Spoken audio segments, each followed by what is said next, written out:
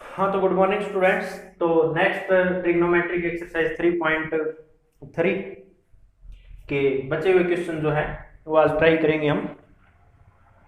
तो देखो, इसमें स्टार्टिंग के क्वेश्चन हमने कंप्लीट किए थे।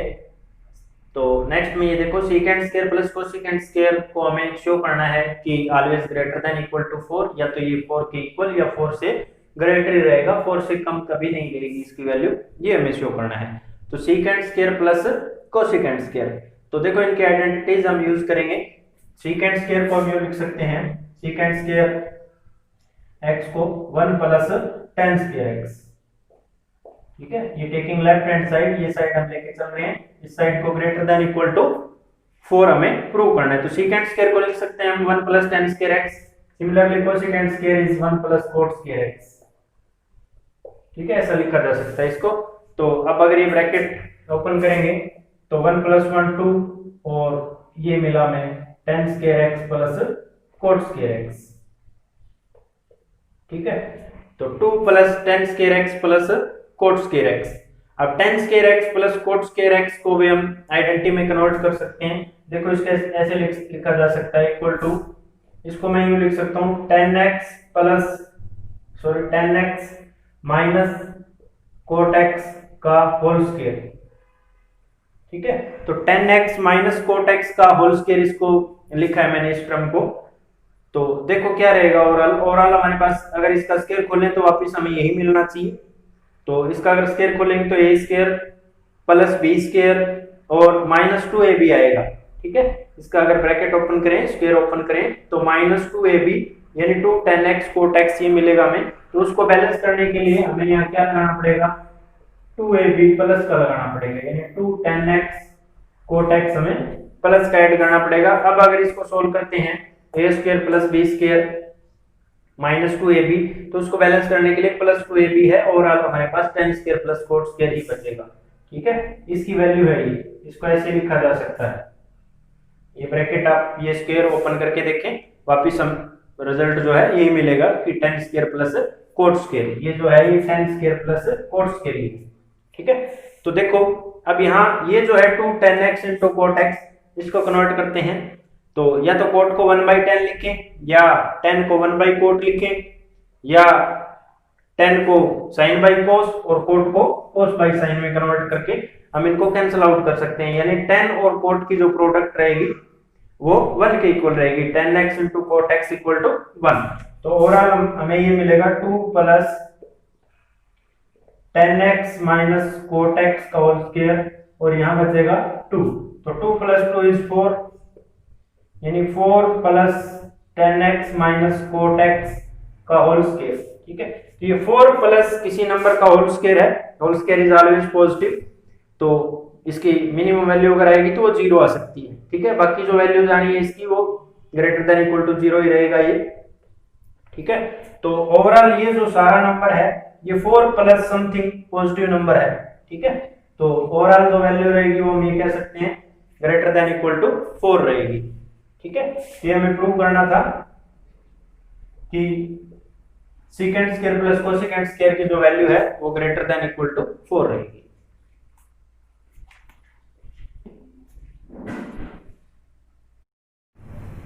हाँ, तो नेक्स्ट क्वेश्चन देखो बच्चों, prove that tan theta plus cot theta can never be equal to 3/2। हमें ये प्रूव करना है कि tan theta plus cot theta की जो वैल्यू है वो कभी भी 3/2 नहीं हो सकती, ठीक है। तो देखिए इसका रिवर्स हम लेके चलेंगे, हम सपोज करके चलेंगे कि लेट इफ पॉसिबल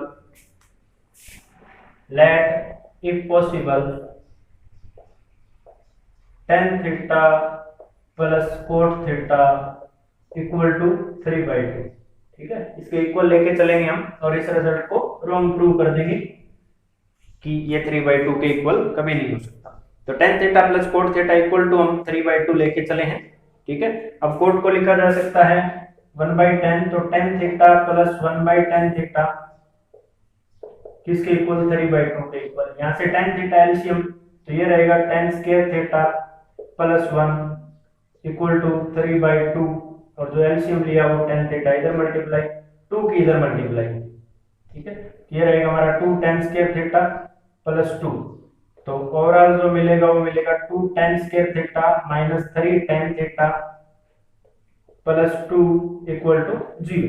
ठीक है, अब ये जो है ये tan थीटा में एक क्वाड्रेटिक इक्वेशन मिली, इस तरह से है ये 2x square minus 3x plus 2, इसको x भी मान सकते हो कुछ टाइम के लिए, और आप डायरेक्ट भी बता सकते हो कि tan थीटा की वैल्यू क्या आएगी, जैसे x की वैल्यू क्या आएगी।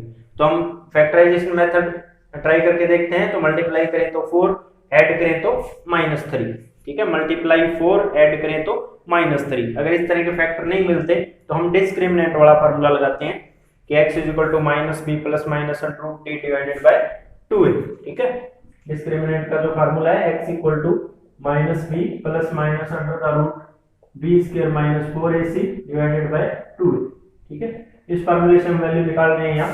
यहाँ से tan थीटा की जो वैल्यू आएगी, वैल्यू देखो -b यहाँ कितना है, माइनस का 3 है तो प्लस का 3 plus minus √b square minus 3 का स्क्वायर 9 माइनस 4ac करेंगे तो 16, 2 × 2 4 और 4ac 16 डिवाइडेड बाय 2a करेंगे तो 4, तो 3 प्लस ये बचा माइनस का 7 डिवाइडेड बाय 4। ठीक है, तो ये जो tan थीटा की वैल्यू है ये है हमारे पास दो वैल्यू, एक तो 3 प्लस माइनस √7, और रूट में अगर नेगेटिव है तो वो रियल नंबर नहीं है, इमेजिनरी नंबर है, तो does not belong to R कह सकते हैं हम इसको, कि tan थीटा की ये जो वैल्यू आई है ये रियल नंबर को बिलोंग नहीं कर रही, ये इमेजिनरी नंबर है, आयता में हमारा आंसर रहेगा। ठीक है, तो इसका मतलब tan थीटा की वैल्यू इमेजिनरी आई है, इमेजिनरी वैल्यू tan थीटा की होती नहीं, because tan theta is real. ठीक है, that mean our position is wrong. Hence क्या लिख सकते हैं हम, tan theta plus cot theta can never be equal to 3/2। ठीक है, इसका मतलब हमने जो सपोज किया था कि tan theta plus cot theta 3/2 है, वो उसके इक्वल नहीं होता।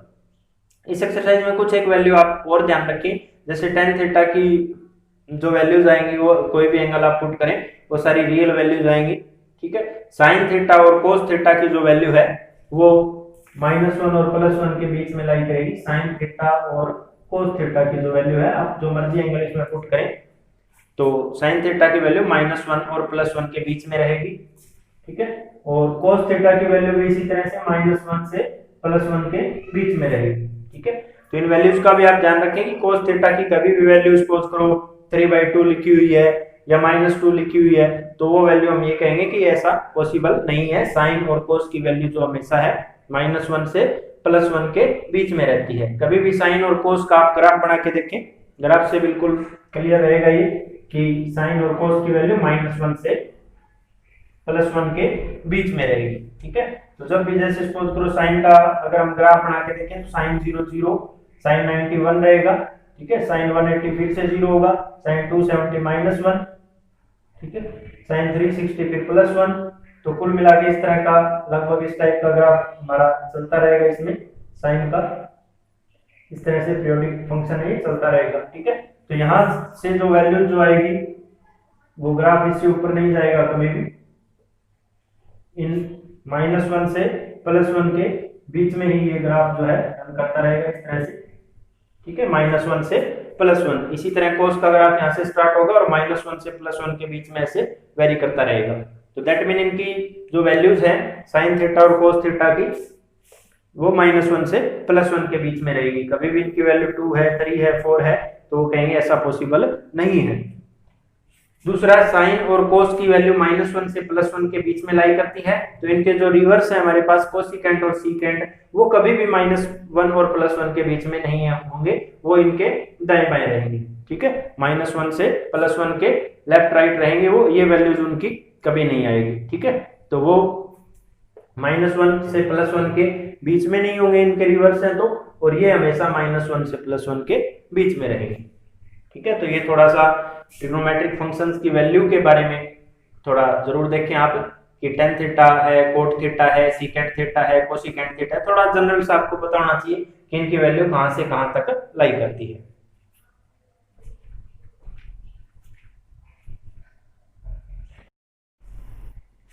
देखो बच्चों next question, a plus B का होल स्क्वायर अगर 4ab into sine square theta के इक्वल पॉसिबल होगा when a equal to b, ये हमें प्रूव करना है। Prove that a plus B का whole square equal to 4ab sine square theta is possible only when a equal to b। तो देखो a plus B का whole square divided by 4ab, इसकी अगर वैल्यू निकालेंगे तो ये वैल्यू आएगी साइन स्क्वायर थीटा। ठीक है, अब साइन थीटा के बारे में अभी मैंने डिस्कस किया था कि साइन थीटा की जो वैल्यू हो -1 से +1 के बीच में लाई करेगी साइन थीटा की वैल्यू। तो हम ये कह सकते हैं कि साइन स्क्वायर थीटा जो है वो numerically less than equal to 1 रहेगा। ठीक है, उसके स्क्वायर की वैल्यू लेस देन 1 रहेगी। तो वी नो दैट, ये लाइन या लिखेंगे हम, we know that sine square theta is numerically less than equal to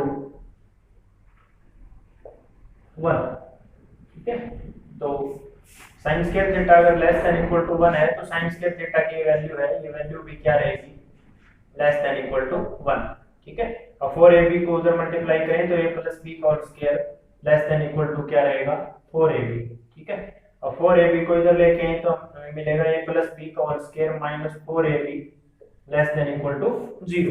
ठीक है, अब a प्लस बी का होल स्क्वायर माइनस 4ab, अगर इस ब्रैकेट को आप ध्यान से समझें तो ये अगर खोल के देखें तो ये a square plus b square है, ओपन करें इसको तो a square plus b square plus 2ab है और माइनस 4ab है, ये वैल्यू लेस देन 0 रहेगी। तो अब इसको देखो प्लस 2ab और माइनस का 4ab, तो क्या बचेगा यहाँ माइनस का 2ab, यानी a square plus b square minus 2ab less than equal to 0 रहेगा। ठीक है, अब ये a square plus b square minus 2ab is already whole square, that mean a minus b whole square is less than equal to 0। अब we know that whole square is always positive. ठीक है, because a and b are real number, तो whole square is positive, तो इसकी जो value है वो less than 0 नहीं रहेगी। ठीक है, that mean a minus B का होल स्क्वायर अगर लेस देन इक्वल टू 0 है तो यहाँ लेस देन की कंडीशन को हम एलिमिनेट करेंगे और a माइनस बी के होल स्क्वायर को हम किसके इक्वल लेके चलेंगे, 0 के इक्वल। ठीक है, बिकॉज नेगेटिव नहीं हो सकता, दैट मीन दो पॉसिबिलिटी है, या तो नेगेटिव या तो 0। यहाँ से 0 वाली कंडीशन हम लेके चलेंगे, a माइनस बी का होल स्क्वायर जो है वो इक्वल टू 0 रहेगा। अब किसी नंबर का होल स्क्वायर 0 है, दैट मीन वो नंबर भी 0 है, तो a माइनस बी इज 0। ठीक है, और a माइनस बी 0 है, दिस इंप्लाइज a किसके इक्वल आएगा, b के इक्वल।